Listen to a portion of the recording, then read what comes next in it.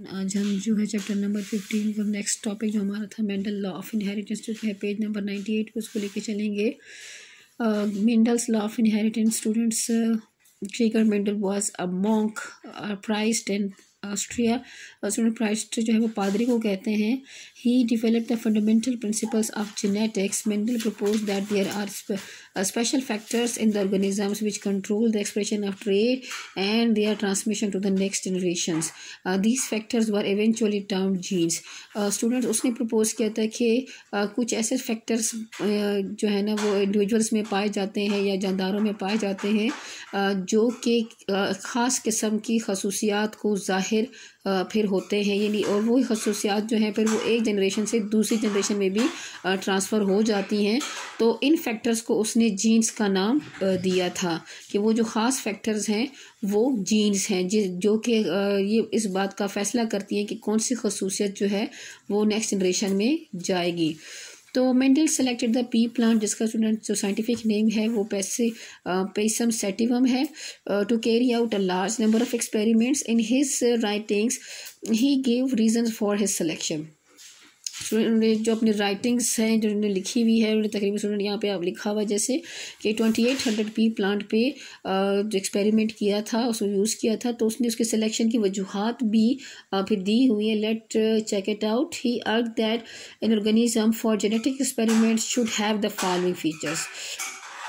तो स्टूडेंट उसने कुछ वजूहात दी हैं, तो वो कहते हैं कुछ फीचर्स होने चाहिए, ख़ास खसूसियात होनी चाहिए उस इंडिविजुअल की या उस लिविंग थिंग की जिस पे एक्सपेरिमेंट इस तरह जेनेटिक बेस्ड एक्सपेरिमेंट किए जा सकें। तो there should be a number of different traits that can be studied, यानी उस जो भी इंडिविजुअल या जो भी लिविंग थिंग ऑर्गेनिज्म को सिलेक्ट किया गया है तो उसके अंदर एक से ज़्यादा खसूसियात होनी चाहिए जिसको उस वक्त स्टडी किया जा सके। The organism should have a contrasting traits. Contrasting traits का मतलब होता है कि अगर या तो एक अगर उसके अंदर जीन पाया जाए या एक उसी नस्ल में जैसे कोई कद बड़ा होगा या किसी की उसी नस्ल किसी दूसरी चीज़ का जो उसी चीज़ का अगर कोई दूसरी नस्ल पाई जाए तो उसका कद छोटा हो, किसी का कलर क्या है किसी का कलर दूसरा भी आता हो। तो student for example for the trait of a height there should be only two very different phenotypes. For example tallness या तो बहुत लंबे वाले एलिमेंट्स उसके अंदर पाए जाते हैं, या ड्वार्फनेस या जिसकी वजह से जो प्लांट है या एनिमल है उसके अंदर फिर कद छोटा होने का की वजह हो। तो वो ट्रेट्स यानी ऐसे कंट्रास्टिंग ट्रेट्स भी उन इंडिविजुअल्स में पाई जाती हों। The organism, if it is a plant, should be self-fertilizing, but cross-fertilization should also be possible. The organism should have a short but fast life cycle, कि उसकी जो लाइफ साइकिल हो वो बहुत छोटी बहुत बड़े अरसे पर ना मुहित हो बल्कि उसका जो लाइफ साइकिल है वो फास्टली काम करता है। तो स्टूडेंट इसलिए उसने पी प्लांट को सेलेक्ट किया क्योंकि पौधा जो है वो आपको दिनों या महीनों में उसका रिज़ल्ट दे सकता था, वो अपने एक्सपेरिमेंट से रिज़ल्ट ले सकता था बजाय ऐसे कि वो किसी बड़े जानदार का इंतखाब करता है या ह्यूमन बॉडी या दूसरे एनिमल्स का इंतखाब करता। तो उसने इस इंतखाब इसी वजह से भी पी प्लांट का किया। All the features are present in a pea plant. Normally, the flowers of a pea plant allow self pollination. इसके अंदर जो इसके फ्लावर इसके अंदर सेल्फ पोलिनेशन भी होती है और क्रॉस पोलिनेशन भी करवाई जा सकती है by transferring the pollen grains from one flower to the another plant to the one plant to the flower of the another plant. Each trait studied in pea plant had two distinct forms. उसके दो distinct forms थे student वो क्या थे। Mendel succeeded in his work were not only because he selected the right organism for experiment but also because he analyzed the result by using the principles of statistics, जो कि ratio उसने इस्तेमाल। हम इसको देखेंगे उसने जो दो लास्ट दी हुई हैं उसमें हम देखेंगे उसने कैसे रेशोस के हिसाब से बताया कि कैसे ट्रेड ट्रांसफ़र होते हैं, वो क्या असूल है इसका कि ट्रेड ट्रांसफ़र होगा। तो स्टूडेंट यहाँ पे हमें पता चला कि एक तो उसने राइट ऑर्गेनिज्म का जो सेलेक्ट किया उसकी वजह से एक्सपेरिमेंट्स काफ़ी हद तक कामयाब रहे, और दूसरा उसने स्टैटिस्टिक्स जो कि मैथ्स का जो मैथमेटिक्स का में होता है वो भी उसने रेशोस यानी उसमें रेशोस का इस्तेमाल करके उसने अपने वर्क का जो एनालिसिस है तज्जिया है वो बहुत अच्छे से पेश किया। तो मेंडल लॉ ऑफ सेग्रीगेशन सबसे पहले हम करेंगे। Mendel studied the inheritance of a seed shape first. उसने ये निकाला कि जो पी प्लांट का सीड है उसके जो शेप होती है यानी वो क्या परफेक्ट राउंड होता है या थोड़ा सा जो राउंडनेस है वो उसकी प्रॉपर नहीं होती। तो वो उसने शेप को पहले ट्रिगर किया कि पहले हम उसको शेप को देखेंगे कि वो किस तरह से ट्रांसफ़र होती है। For this purpose he crossed या reproduce two plants having one contrasting trait, यानी ऐसे पेड़ जिनमें जो कि मुख्तलिफ ट्रेट्स रखते, जिसका एक बिल्कुल परफेक्ट राउंड सीड था और एक जिसका राउंड नहीं था बल्कि रिंकल सीड आते थे। तो मुख्तलिफ जो यानी था वो भी पी प्लांट ही, लेकिन उसकी खसूसियत दोनों की, इन दोनों जो नस्ल थे उसमें थोड़ा सा फ़र्क था कि एक के राउंड सीड आते थे और एक के रिंकल सीड, तो उसने उसका क्रॉस करवाया। तो a cross in which only one trait is studied at a time is called the monohybrid cross। तो स्टूडेंट यहाँ पे हमारे पास एक और डेफिनेशन आती है कि मोनो हाइब्रिड क्रॉस क्या होता है, यानी इसमें मोनो का मतलब होता है सिंगल या वन, हाइब्रिड का मतलब होता है क्रॉस करवाना। तो इसमें है कि एक ट्रेट को जब स्टडी किया जाएगा एक टाइम पे तो उसको हम मोनो हाइब्रिड क्रॉस कहते हैं। Mendel's crossed a true breeding round seeded plant with a true breeding wrinkled seed plant as all the resulting seeds of the next generations were round। तो स्टूडेंट यहाँ पे इसका अगर हम देखेंगे पेरेंटल जनरेशन है तो उसमें एक जो प्लांट था जिसमें मुकम्मल उसके राउंड सीड्स थे और उसका क्रॉस करवाया गया, यानी उसको फर्टिलाइजेशन दोनों के दरमियान करवाई गई। तो एक वो सीड था जो जिसके वो प्लांट था जिसके रिंकल्ड सीड आते थे। तो उनकी जो फर्स्ट जनरेशन थी उसकी रिज़ल्ट में जो भी फिर यानी उस जो भी आए होंगे सीड्स तो वो सारे राउंड ही दिखे। ठीक है, अब नेक्स्ट क्या हुआ कि जब इस जनरेशन का अब जो इन सीड की वजह जब सोन किया जाएगा, उगाया गया और फिर इन पे जब इसी तरह से मतलब प्रॉपर प्लांट बना, फिर फूल आने लगे, तो उनका जब आपस में क्रॉस करवाया गया तो उसके आपस के क्रॉस की वजह से क्या था, अब उनके ज़ाहिरी तौर पर तो ये था कि उनके सीड भी राउंड ही, ज़ाहिरी तौर पर तो उनके भी सीड राउंड आने चाहिए थे, मतलब जो पौधे थे यहाँ पे वो राउंड थे, लेकिन जब उनका क्रॉस करवाया गया तो 75% राउंड आए और 25% जो थे वो रिंकल सीड प्रोड्यूस हुए। तो इट्स मीन ये कि जो ओरिजिनल यहाँ पे था कि जो फर्स्ट F1 जनरेशन में था तो वो उसकी पहली जनरेशन में तो वो बिल्कुल दिखे, उसका प्रेजेंस फील नहीं हुई।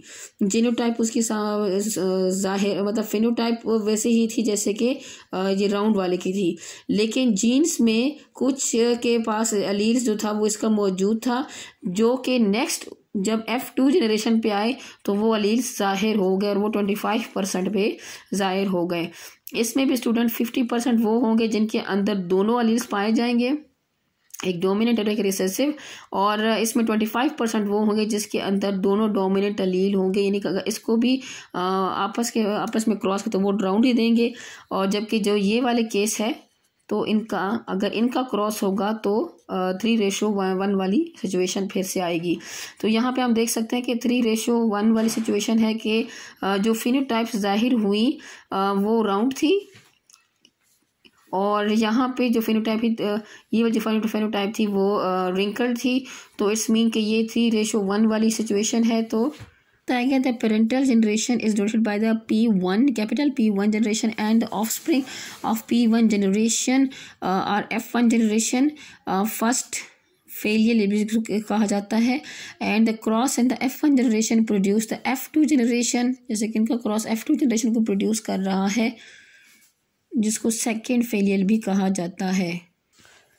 Similarly, with the true breeding, tall plants were crossed with the true breeding short। अब उसने अगर दूसरी खसूसियत देखी थी कि जिनके प्लांट्स लंबे आते हों पी के वो वाले, और वो जो एक दूसरी नस्ल जिसमें उसके प्लांट का साइज इतना बढ़ता नहीं है, तो उसका भी यानी इस खसूसियत का मुशाहिदा करने के लिए उनका क्रॉस करवाया गया। तो all the offsprings of F1 were all टाल प्लांट्स। तो जो F1 जनरेशन के जो भी प्लांट्स थे वो सारे क्या थे, ये तो सिर्फ सीड्स का बताया हुआ है और टालनेस का भी एक बना हुआ है कि जितने भी उसके प्लांट्स थे वो सारे टाल आए। लेकिन जब टालनेस वाज अ डोमिनेट, क्योंकि टालनेस जो थी वो डोमिनेट ट्रेट थी। लेकिन वही बात है कि जब उस F1 जनरेशन ने आपस में क्रॉस किया तो फिर रेशो वही 3:1 का, यानी 75% जो पी प्लांट थे वो टॉल आए और 25% जो थे वो जो है ना शॉर्ट आए। इट्स मीन कि जो ओरिजिनल F1 जनरेशन से पहले वाली पेरेंट प्लांट थी वो फिर नेक्स्ट में F2 में ज़ाहिर हो गई, उनकी जो अलील्स थे वो ज़ाहिर हो गए, वो फिनोटाइप F2 जनरेशन में आ चुकी थी। सुनो एक दफ़ा हम दोबारा इसका देख लेते हैं। पेरेंटल जनरेशन राउंड और जब रिंकल्ड सीड्स का करवाएगा तो ये आर मीन्स कि डोमिनेंट अलील इसके अंदर दोनों ही आर मौजूद हैं और ये जो स्मॉल आर है इसमें कि ये रिसेसिव है, तो ये राउंड नहीं, रेंकल सीड्स के लिए अलील्स होते हैं। अगर ये दोनों रिसेसिव होंगे तो इट्स मीन कि सीड्स जो है वो रिंकल्ड होंगे, वो परफेक्ट राउंड नहीं होंगे। तो अब इनके गिमीट्स जब बनेंगे तो जैसे होता है कि एक आर, हमने जैसे कि लॉ ऑफ सेग्रेगेशन में देखा कि गिमीट्स फॉर्मेशन में एक ही जीन कॉपी आती है, ये एक ही अलील आएगा गिमीट फॉर्मेशन में, तो या तो उसके पास आर आ जाएगा और या फिर ये रिसेसिव आर आ जाएगा, यानी जो स्मॉल लेटर वाला आर है।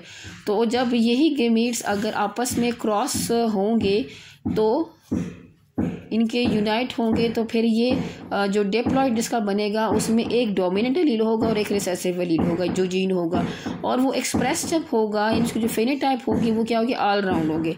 अब वो फेनोटाइप के लिहाज से तो सारे जो पी प्लांट हैं उसके सीड्स हैं वो बिल्कुल इसके जैसे ही दिखेंगे, ज़ाहिरी तौर पर वो इसके जैसे हैं क्योंकि उसके पास उसका अलील प्रेजेंट है डोमिनेंट का। अब स्टूडेंट यहाँ पे क्या होता है कि जो ये वाली F1 जनरेशन के जो हमारे पास सीड और इसके नीचे में जो प्लांट्स आएंगे तो इनका जब आपस में क्रॉस करवाया गया तो वो क्या था कि उसके गेमेट्स कैसे बनेंगे कि जो आर है उसके या तो वो उस डोमिनेंट अलील आर आएगा या उसमें स्मॉल आर आएगा, यानी रिसेसिव। अब उसके अंदर डोमिनेंट अलील भी है और रिसेसिव अलील भी मौजूद है, इधर भी डोमिनेंट रिसेसिव अलील मौजूद है। अब उसके क्रॉस के लिए हम ये पिनेट स्क्वायर बनाते हैं। जो स्टूडेंट ये पिनेट स्क्वायर होता है इसका काम ये होता है कि ये जेनोटाइप और फेनोटाइप के बारे में हमें प्रेडिक्ट करने में हमारी मदद करती है। तो सबसे पहले जो कि हमारे पास केस अब हेड्रोजाइगस का आ चुका है, तो यहाँ पे कैपिटल जो डोमिनेंट अलील है और रिसेसिव अलील, इस तरफ भी हम डोमिनेंट अलील रिसेसिव अलील, फिर हम इनका कॉम्बिनेशन लिखते हैं, बनाते हैं कि जैसे अगर ये आर है और ये डोमिनेंट अलील सामने होंगे तो इस मतलब जो इसका फेनोटाइप होगा वो परफेक्ट राउंड होगा और वो ना सिर्फ फेनोटाइप के लिहाज से होमोजाइगस है बल्कि जो बल्कि जेनोटाइप में भी वो होमोजेनी, उसकी जो फेनोटाइप जो दिख रहा है उसकी वजह यही है कि उसको वो जिसका जीनोटाइप है उसमें दोनों डोमिनेंट अलील पाए जाएंगे। और जब ये आर इस रिसेसिव के साथ जब क्रॉस कर मिलेगा तो फिर क्या होगा कि इसके नतीजे में उसकी जो फेनोटाइप होगी वो तो राउंड ही होगी, लेकिन उसके पास जो एक अलील होगा वो रिसेसिव का भी होगा। इस तरह से यहाँ से भी हम देखेंगे आर और आर फिर इट्स मीन कि ये रिसेसिव भी हमारे पास एक डोमिनेंट और एक रिसेसिव, यानी दो हेट्रोजाइगस गिमीट्स बनेंगे और दो हेट्रोजाइगस कंडीशंस होंगी सीड्स की और एक हमारे पास होमोजाइगस होगी।